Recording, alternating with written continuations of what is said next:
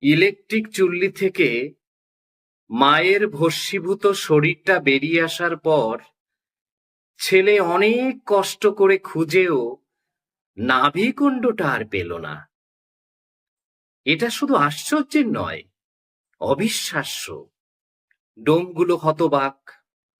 বিষণ্ণ ছেলে সবাইকে বিদায় দিয়ে গঙ্গার পাড়ে একা বসে রইল। এমন সময় একটা হাতের স্পর্শে চমকে তাকালো সে।